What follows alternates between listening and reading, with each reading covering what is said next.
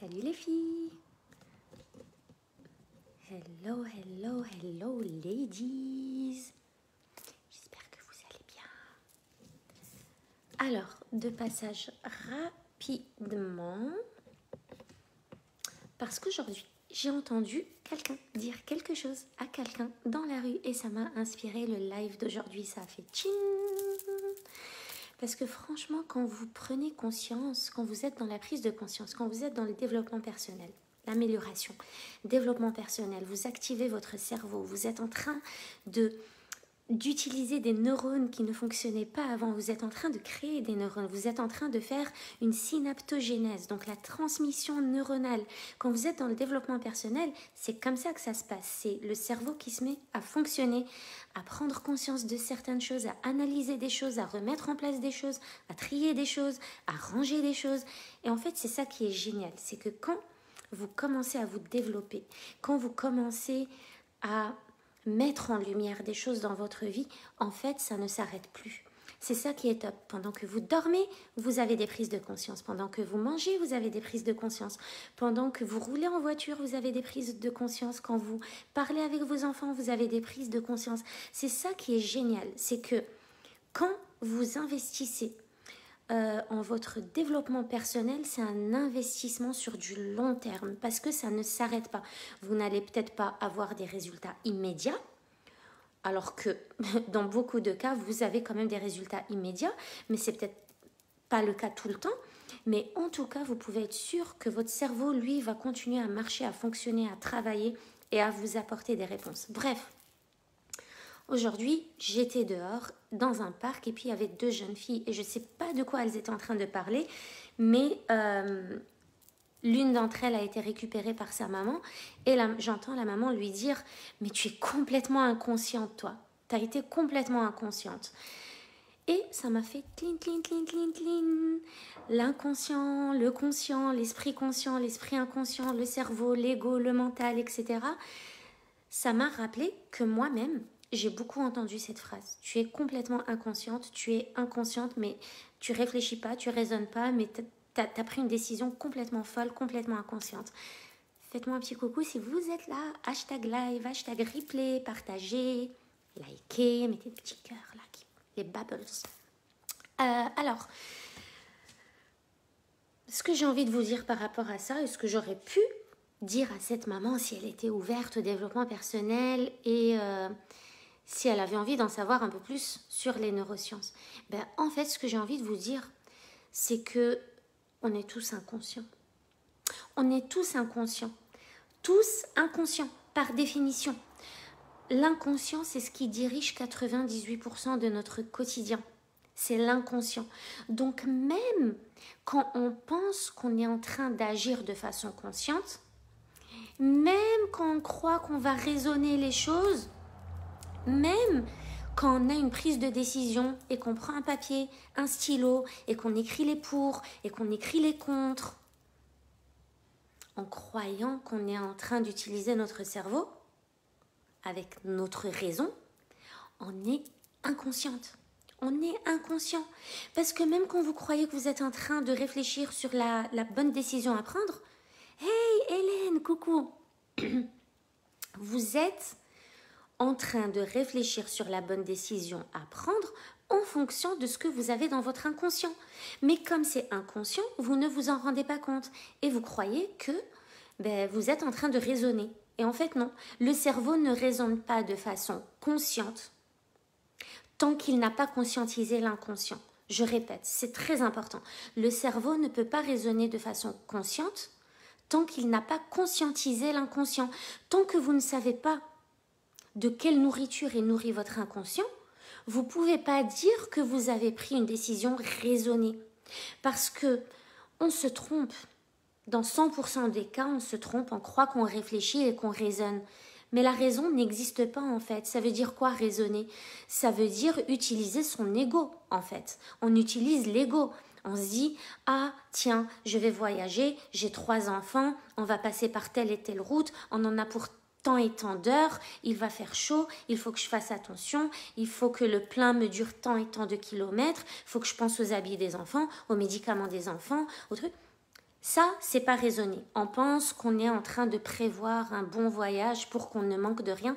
Ça, c'est pas raisonné. Ça, c'est agir avec l'ego, agir avec la peur et agir de manière inconsciente, en fait. Parce que votre inconscient vous a rappelé la fois où vous aviez voyagé, que vos enfants sont tombés malades et ont vomi partout dans la voiture et que vous n'aviez pas de quoi nettoyer et vous n'aviez pas de médicaments et en plus il faisait chaud et vous n'aviez pas d'eau fraîche sur vous, etc. Vous voyez? Et c'était peut-être quand vous étiez petit. Hé, Julie, coucou. Donc, qu'on croit qu'on est en train de raisonner, c'est pas la raison qui parle. La raison ne peut parler que quand elle a guéri les blessures de l'inconscient. À chaque fois qu'on prend une décision, à chaque fois qu'on fait un choix, à chaque fois qu'on fait une action du quotidien, même quand vous faites à manger, même quand vous allez prendre une douche, même quand vous allez faire votre plein, même quand vous emmenez vos enfants à différentes activités, même quand vous mangez. Quoi que vous fassiez dans votre quotidien, c'est dirigé par votre inconscient dans 98% des cas. Donc quand on vous dit « Ah, mais vous êtes complètement inconsciente, t'es complètement inconsciente », bah oui, je suis inconsciente parce que c'est mon inconscient qui dirige ma vie. Mais toi aussi, t'es inconsciente en fait. Et puis toi et toi, je suis, tu es, on est, nous sommes, vous êtes, ils sont tous inconscients. On ne peut dire qu'on est conscient que lorsqu'on a déjà conscientisé le fait qu'on a un inconscient qui dirige notre vie, qu'on l'a mis en lumière et qu'on a travaillé dessus. Là, on peut dire « je me dirige en toute conscience ». Mais quand on ne sait pas qu'on est dirigé par notre inconscient, on ne peut pas dire « t'es inconscient » ou « t'es conscient » ou « tu as raisonné, tu as réfléchi, tu as bien utilisé ton cerveau ». Bien utiliser son cerveau, ça ne veut pas dire utiliser le mental et l'ego. Ça ne veut pas dire être prévoyante et anticiper tout ce qui risque d'arriver. C'est pas ça, c'est pas raisonner, ça c'est vraiment être dans la peur et le manque, dans l'angoisse, dans l'anxiété, dans la panique, dans le stress. Ça n'a absolument rien à voir. Quand on anticipe, on a l'impression qu'on aura tout prévu, mais en fait non, on est dans la mauvaise énergie qui va nous attirer l'imprévu qui nous fait peur. Donc ça, c'est pas raisonner. Donc aujourd'hui, je me demande encore qu'est-ce que ça veut réellement dire raisonner. Raisonner, utilise ta raison. Ben, beaucoup se trompent encore aujourd'hui. Pour moi, raisonner, utiliser son cerveau pour réfléchir, pour prendre les décisions, pour faire des choix dans la vie, pour se diriger dans sa vie, c'est vraiment travailler, faire un gros travail de nettoyage sur soi et sur ce qui se passe dans sa tête. Ça, c'est raisonner. Parce qu'il n'y a que ça qui va vous permettre de vous diriger dans votre vie. Il n'y a que ça qui va vous permettre de prendre des décisions puissantes, même sous l'effet d'une émotion puissante. Il n'y a que ça qui va vous permettre de passer du cerveau limbique de l'émotion au cortex frontal de la raison. Mais quand on est dans la peur, dans l'anticipation des problèmes, dans la réponse à « Ah, et s'il arrivait ceci, et s'il arrivait cela ?» Parce que l'ego, il est là pour ça, pour vous dire « Regarde tout ce qui peut arriver. Et ça aussi, est-ce que tu y as pensé? Et puis ça aussi, et puis ça aussi. » Il est là pour vous montrer tous les scénarios possibles, inimaginables. En fait, votre ego, c'est vraiment un gros metteur en scène hollywoodien qui va essayer de vous faire voir tout ce qui peut arriver de catastrophique. Destination finale. Si vous vous rappelez du film, de la série de films, Destination finale, tout ce qui est catastrophique et qui se suit. Ça, c'est l'ego. Donc, quand vous mentalisez quelque chose, vous n'êtes pas en train de raisonner. Vous êtes en train de tomber dans le piège de votre mental. Donc, tu es inconsciente? Ben oui, je le suis. Je suis inconsciente parce que je suis dirigée à 98% par mon inconscient.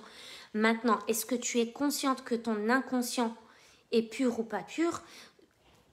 C'est ça, la question, c'est de quoi est nourri ton intention. Est-ce qu'il est nourri d'énergie blanche ou est-ce qu'il est nourri d'énergie noire?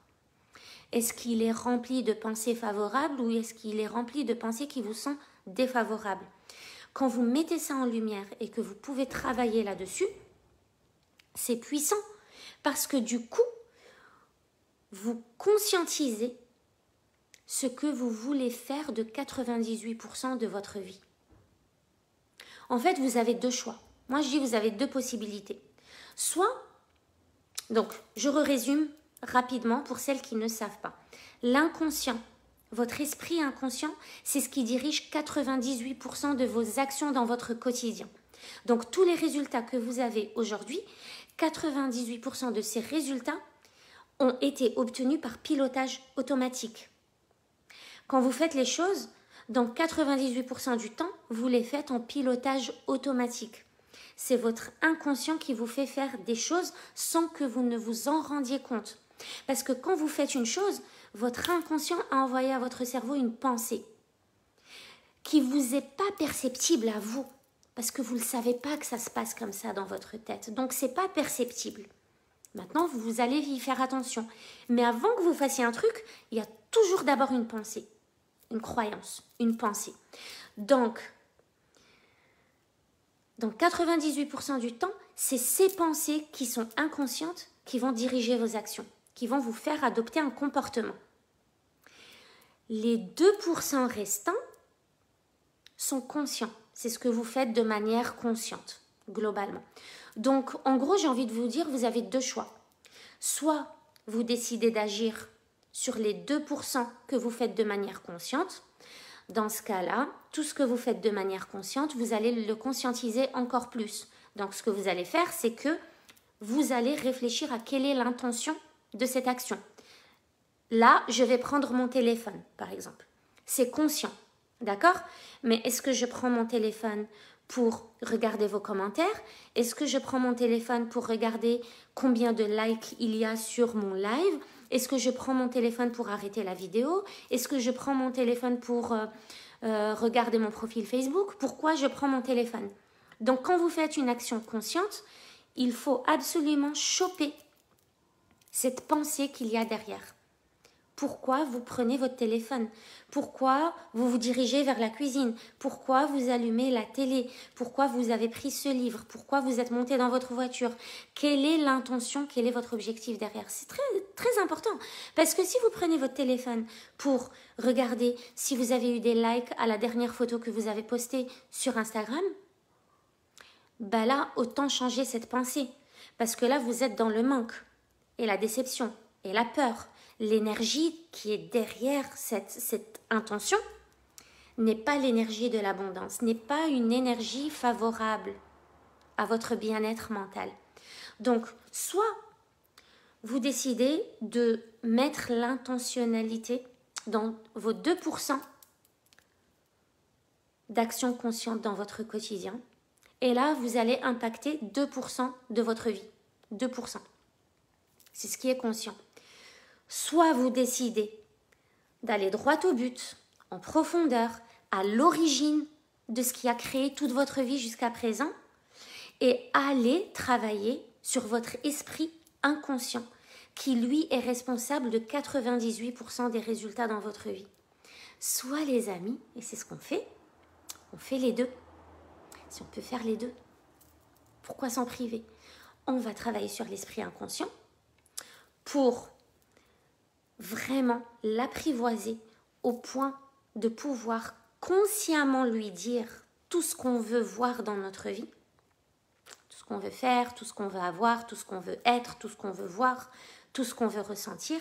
Et là, on va changer 98% de notre quotidien. Et en plus de ça, maintenant qu'on est consciente, on va aussi travailler sur les 2% qui restent, qui sont faits de manière consciente. Et on va mettre l'intentionnalité, on va voir l'intentionnalité derrière. Donc, vraiment, l'expression « tu es inconsciente » ne veut absolument rien dire pour moi aujourd'hui.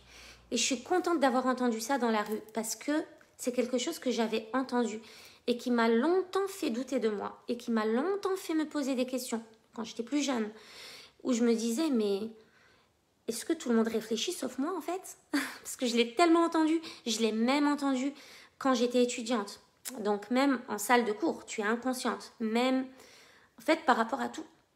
Parce que j'ai toujours été, comme je vous l'ai dit dans le live hier, à contre-courant, que j'ai toujours pris des décisions peut-être qui n'allaient pas dans la même direction que la majeure partie des autres gens, des autres personnes. Et du coup, je l'ai beaucoup entendu, tu es inconsciente. Mais aujourd'hui, en fait, oui, effectivement, j'étais sûrement inconsciente à ce moment-là, parce que j'étais dirigée par mes croyances limitantes et mes pensées limitantes. Mais la personne qui m'a dit que j'étais inconsciente l'était aussi, en fait, parce qu'elle me disait ça en fonction de ses propres peurs à elle.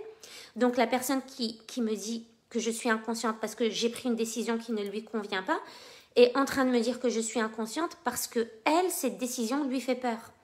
Elle ne trouve pas cette décision normale. Donc, si elle ne trouve pas cette décision normale, c'est qu'il y a du jugement derrière. S'il y a du jugement derrière, c'est qu'il y a une peur derrière. S'il y a une peur, c'est qu'il y a une croyance limitante derrière. Donc, cette personne me disait que j'étais inconsciente parce qu'elle-même avait des peurs inconscientes qui lui faisaient adopter ce comportement vis-à-vis de moi. Est-ce que vous me suivez? Est-ce que vous voyez bien ce que je veux dire? Donc, on est tous dirigés par notre inconscient. Quand on critique quelqu'un, c'est notre inconscient qui critique. Parce que derrière, il y a la perception d'une situation qui nous titille, qui nous déclenche et qui nous fait critiquer cette personne. Donc, on ne critique pas la personne parce qu'on est consciemment meilleur que la personne ou parce que nous, on a raisonné et pas elle, elle fait n'importe quoi alors que nous, on a compris que dans cette situation, il ne fallait pas faire ça. Non, on est tous dirigés par notre inconscient. Donc, même quand on critique quelqu'un qui pour nous est en train de faire n'importe quoi, en fait, on est en train de le critiquer par rapport aux pensées, par rapport à la perception de notre passé, de notre vécu, de cette même situation ou d'une situation similaire. Donc, il n'y a personne qui est inconscient. En fait, il n'y a personne qui est conscient de son inconscient jusqu'à ce qu'il le conscientise consciemment. Voilà les filles, écoutez, je vais m'arrêter là. Julie, merci d'avoir été là. Bouchra, Hélène, je vous envoie de gros bisous et je vous dis à demain. Ciao, ciao.